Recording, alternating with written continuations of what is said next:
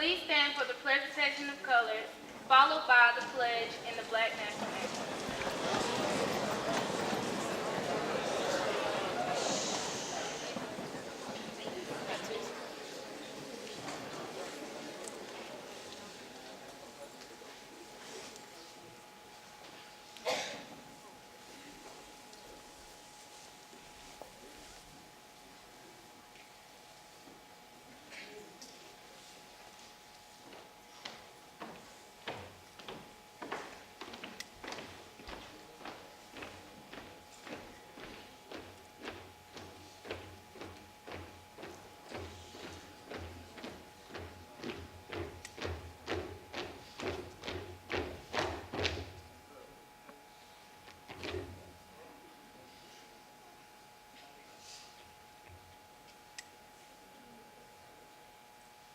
I pledge allegiance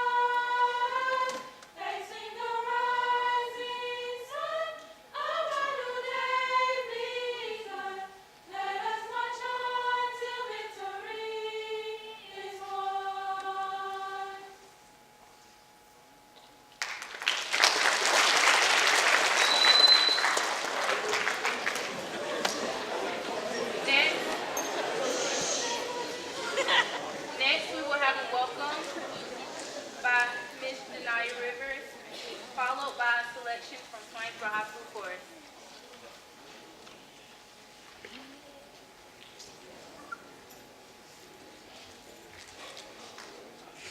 Good morning. On behalf of Swainsboro High School Black History Program Committee and the Swainsboro High School Administration, we welcome each of you as you have taken the time out of your busy schedule to support us today. We trust that you will be motivated and empowered by today's program. Thank you.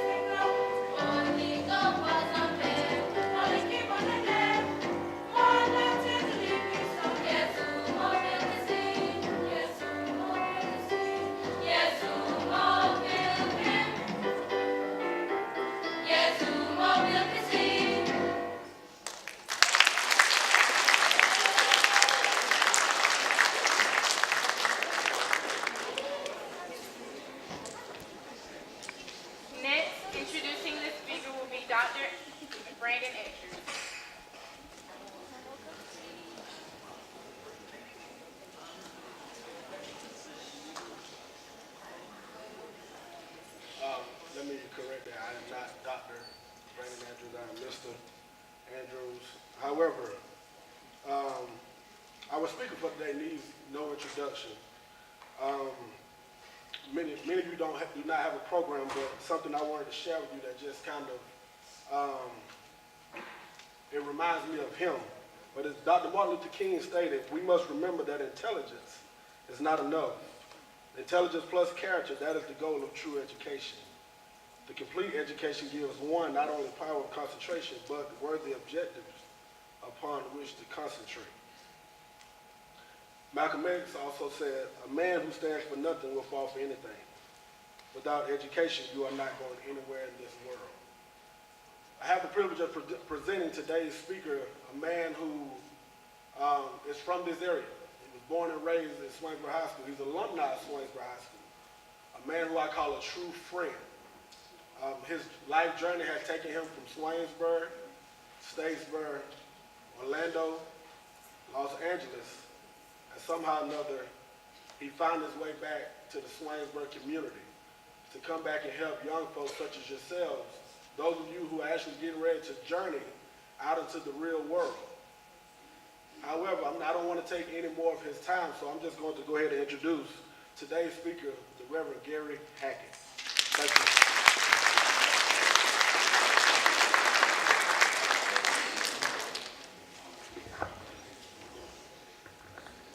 A little different from Dr. Mr. Andrews. It's okay to smile. Thank you for the invite, for allowing me to come back to this place and just share some motivation, some encouragement, because we as a people, we have to understand that this is an opportunity. Some of you are about to leave from this school. Some of you are upcoming seniors. And I just want to just share a little bit, because I hear people all the time, people that know my story, they see my glory, but they really don't know my story. But I too started at this school in the 11th grade in '89. I graduated in '90.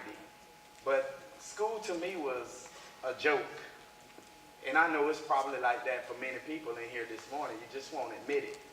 But because of where I come from, I got up many days and I got out of my bed and I came to school because they made me come to school.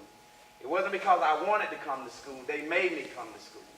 A lot of days I got out of my bed and I came to school to escape my environment, the hood. A lot of days I came to school, and you may find this hilarious, I came for the lunch. And I know you say lunch food is just disgusting, but when you don't have no food, it's good food. I came to school for many reasons. Many days I come out of my bed and I come to school because I wanted to be around the girls. I used to walk these halls and I used to sing a song, "We don't need no education," because I literally hated school. It wasn't for me. I thought I had the best teachers, I had the best principals, I had the best teachers speaking into my life, but I really didn't know what they were speaking. I read the books. I know the black history. I know about Malcolm X. I know about Martin Luther King. And the things that I read, they was really captivating, but they wasn't at that time for me. I didn't understand it. I didn't get it because of my environment. Have you ever heard the expression, either you're going to become a product of your environment or your environment is going to become a product of you? My grandma used to tell me these things, but I totally did not understand what she was saying. I felt like, oh, she's an old lady. She don't know what she's talking about. So I came to school. There were several days that many people didn't know. I came to school drunk. I came to school high because I was expected to come to school. I never forget my 12th grade year. I went through and I took all my tests, my finals, and on the last day, back then, I don't know how they do it now. On the last day, I would not even come to school for the graduation inside the auditorium. I called the school and I asked for the teacher. Her name was Miss Hines. She was a beautiful lady in a wheelchair. She passed away. But I asked for Miss Hines, and they told me she was in the lunchroom. And I asked them, well, can I speak to her? And they went and got Miss Hines, and Miss Hines came to the phone, and she said, boy, where are you? And I told Miss Hines, I said, Miss Hines, I'm not coming to that graduation because they're not going to pull me out of that line and embarrass me. Because in my heart, I knew I hadn't prepared for graduation. I hadn't done the work. I played in school. I didn't see it serious. I didn't see it as a way that it was going to mount me up for success. Like many people today, I see kids all the time, they think success is a ball, a football, or a basketball. They think success is about making a whole lot of money. But when you look at the Dr. Martin Luther Kings, and you look at the historians, and you look at their lifestyles, it wasn't about the money. It wasn't about the success. It was about this thing that we look over. It's called humanity. Empowering each other, speaking in each other's life. Nowadays, we have this thing called haters. And we spend a whole lot of time in this area. We degrade each other. We pick at each other. We don't take nothing serious. But what's happened? I walked out of these doors after graduation. I could not look back. My life was changing. I stepped into a world that I wasn't prepared for. I stepped into a world that I did not understand. I didn't know about college. I didn't know about getting a job. All I had was my faith and my clippers. I was sick of cutting hair. I didn't want to cut hair. I didn't know why I was cutting hair. I wanted to build houses. I wanted to do something that made me feel good. But that wasn't the design. That wasn't the plan for my life. So I got into a lot of different things. I got into selling drugs. I got into using drugs. I got into just wasting my life, hanging with people that wasn't going nowhere, that did not have a plan. An old man told me one day, he said, you show me your friends and I'll tell you your future. And I didn't understand what he was telling me at the time because I felt like these was my boys. These was people that I looked up to. These was people that liked me. And I understand popularity. I've been there. I've done that. I got most spirited in high school. But at the end of the day, most spirited didn't help me in the real world. So I had to figure it out. And I went through life, and I went through anxieties. I went through depressions. I went through all these different stages trying to find out, who am I? And I met a man one day, and he told me, and I shared my story with him, and I told him I was tired of struggling. And he told me, don't worry about it. We can get through this struggle. And he mentored me, and he shared great advice with me. And now I had somebody to look up to, somebody that truly cared about me. I know what it feels like sometimes for people not to care about you and you to feel like you're in the world all by yourself and you to wake up and come to school not knowing why you're showing up. You just got to show up and go through the motions and walk the hallways and be silly and be the class clown, wanting people to like. I know what that's like. But that doesn't prepare you for the real world. It doesn't prepare you for what's outside waiting on you. It doesn't prepare you because the friends that you're sitting beside now, the friends that you're laughing with now, you won't know them in 10 years. You won't know them in 20 years. That's just now. What do I do to prepare? This man mentored me. And for some reason, I caught on to something and I realized life is serious. Life is valuable. I can't afford to play with it anymore. I can't afford not to succeed. So I had to dive in and I had to look at it and find out what is success. I see people in their cars. I see people with their houses. If you're living for a car and you're living for a house, you're not living. If you're living to make a difference, if you're living to make a benchmark in life and make something positive happen for others, the community, your family, to be better than what you wake up and see every day. Because the fact of it all is, everybody doesn't have a great beginning. Some of us have lousy starts. But I heard somebody tell me too that those that are first are going to be last. And those that are last are going to be first. That motivated me. That gave me intuition. That gave me something to go after because I felt last. But I knew I still had something in me. So I continued my journey. I continued to be behind the chair. I continued to cut hair. I didn't know what was going to come out of it. I kept doing it. I kept doing it. I kept meeting great people. I kept going through the difficult times, the trials, the tribulation, because you're going to have them. I kept failing. I kept falling.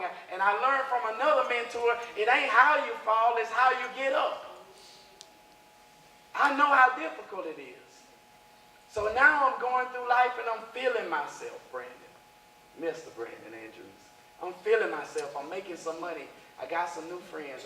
I got a car. I got an apartment. Now I'm chasing different levels of girls. I'm chasing women now. Not even prepared for it.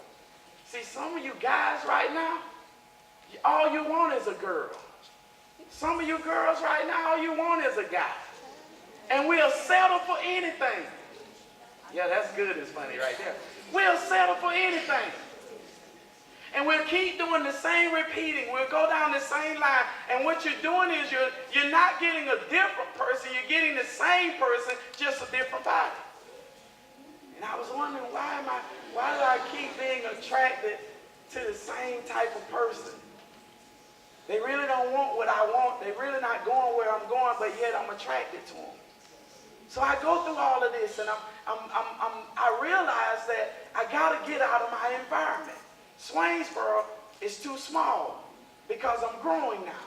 I go to Orlando, Florida. I meet some great people. I'm mentoring. I'm turning into a life coach.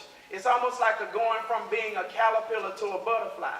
I didn't know that I had a great part to play in the world. I just knew I was playing this part.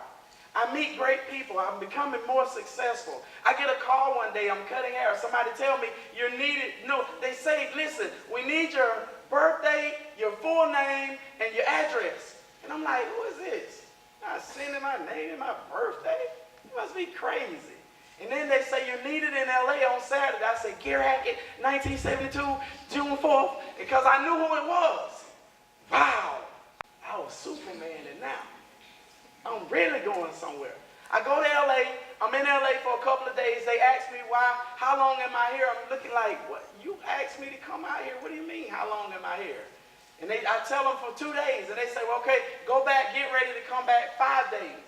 I go back in 5 days, and everything started changing. They tell me that I got to leave in the morning, but then when the morning came, they told me I got to stay to the afternoon. When the afternoon came, they told me I got to stay tonight. And I'm like, what is happening? The next call I get, it was from a celebrity, Dwight Howard, telling me he wants me to be his mentor every day. My whole life changed. Now I got a family in Orlando. I'm living in Los Angeles. I'm flying on a plane every week just to see my family. Like, whoa, this is what success is like. But I realize that every time I leave my family, I'm in the back of a limo, but I'm crying because my heart breaking. I'm leaving my children. Like, this can't be success. I get to LA, I'm doing great work, I'm successful, but I'm depressed. This can't be what success is. I go through all of these changes in LA, and I realize, you know what I really need to do? I need to go back home. I need to go back home, and I need to look at life different, because that's where I started.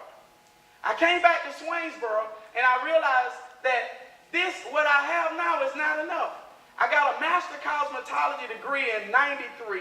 I opened up a shop. I have shops in Orlando, shops in LA, even to this day. I come back to Swainsboro, but I now know we have a problem. I go to the middle school, and I'm sitting up in an academic and a sports banquet, and I'm looking at all this stuff go on, and I'm observing, and all these little kids that look like me, when it came to sports, they was getting all the medals. I said, wow. Then it came down to the academic part, and when they was calling out all the awards for the people to come up, none of the people that looked like me was getting any awards. I said to my wife, I said, we're raising dumb athletes. They good at sports, but how many people make it? They got it going on in sports, but how far would that take you in life? And I realized we got to educate our children. I went and I invested a whole lot of money into a youth center called One Unity. And I started a mentoring program, and we had a busload of kids every day being dropped off for tutoring. And that was a surprise to me, because these kids coming in, we're tutoring them, but then it was like every time their progress report come, it was still failure. So I go and I pray and I ask God, what in the world is going on? And God's saying you trying to educate a problem. I say, trying to educate a problem. How do I fix it? Because you become part of the problem or you become part of the solution. That's what Martin Luther King Jr. was doing. He saw a problem and he wanted to fix a problem. That's why you are breathing today. You're a problem solver. But you don't know that because your vision is, I want a great career. I want a good money. I want a big house. I want to have this. I want to have. But all you're helping is yourself. You're not helping anybody else. You become more selfish. I heard Deion Sanders say there's nothing wrong with having a lot of money because money is just a magnifier. If you're a fool before you get it, you're going to be a bigger fool after you get it. Do y'all understand that? So we're educating these kids, and now I understand they need love. So we start loving on them, and we start teaching them. And then when the report cards come, they start making better grades, and we kept implementing that, and we kept implementing because without love, you don't have anything. That's why it takes empowerment. That's why we need each other. That's why you can't walk around here like you're living on an island by yourself. I need you, and you need me. Look at your neighbor and tell your neighbor, I need you, and you need me. That's good. So the reason I share this with you is because I did not know I had an opportunity in front of me to make a difference in this world. I didn't know that I had these things in me to make a difference in this world. I hide a lot of things from a lot of people because I realize that people today, they don't want to work hard. They don't want to put in the work. Many of us today, we settle for mediocrity. That's why your grades don't look like they're supposed to look, because you settle. That's why you act like you act at school, because you're settling. And what's going to happen is you're going to graduate and you're going to become just as I was. You're going to be lost because you don't take anything serious. When you start taking life serious and you start understanding that this is not about my now, because I see the seed that I plant today is going to be the tree that I got to eat from tomorrow. I want you to understand something, that you have an opportunity to change the world. The journey of 1,000,000 miles begins with one step. Sometimes it's going to cost you. Sometimes you're going to have to lose some people. Because you understand that at the bottom of the mountain is big, right? But as you make your way to the top, it gets smaller. So everybody that start with you on the bottom doesn't get to be with you at the top. That's life. But it's not what you do now. It's what you do later that's going to make a mark. It saddens me when I think about all the people that I ran with, that I hung with, and how they're in the graveyard today, and they didn't get to make their mark on society. But I get to make my mark on society. I get to motivate, I get to encourage kids all over the world through my company called Stop and See the Vision. I get to fly all over the world to speak into people's lives and to plant seeds. And you know what I tell them a lot of times? You don't have to like what I say, but you can't stop me from saying it. I plant seed in the youth. I plant seed in you because I see that you have a difference in you. Martin Luther King, all these great people, they did their part. I'm doing my part. Now you got to ask yourself, what is your part? Thank you.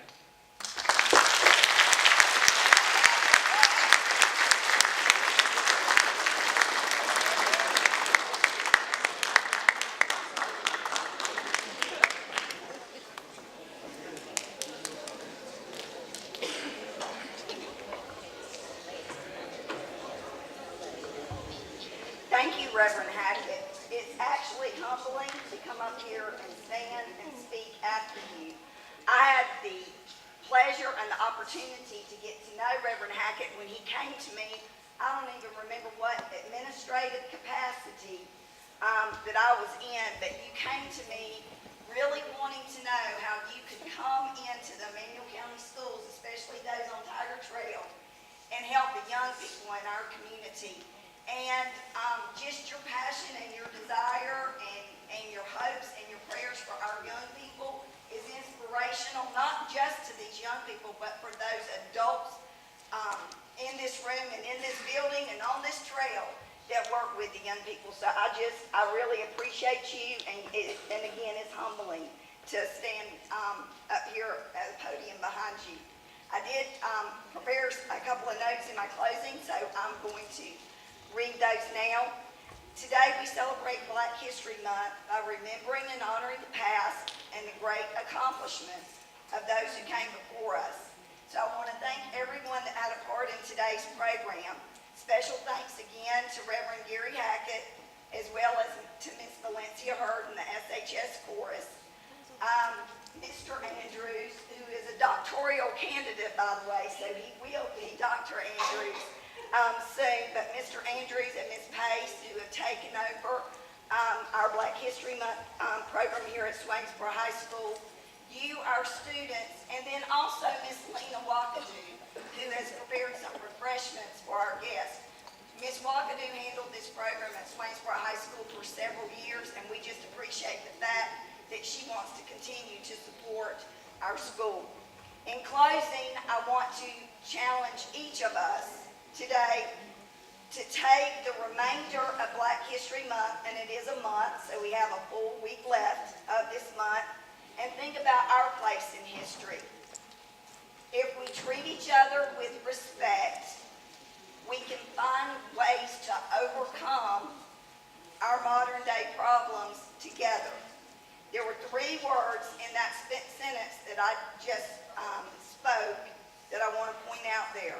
Overcome, together, and respect. I want to thank everybody who's attended the program today. And then I want to end with a quote by Dr. Martin Luther King Jr. that became especially meaningful to me last year when I visited the 9/11 Memorial in New York. It says, "Darkness cannot drive out darkness. Only light can do that. Hate cannot drive out hate. Only love can do that." My prayer for all of us is that we'll work together, as Mr. Hackett has done, to be that light that drives out darkness.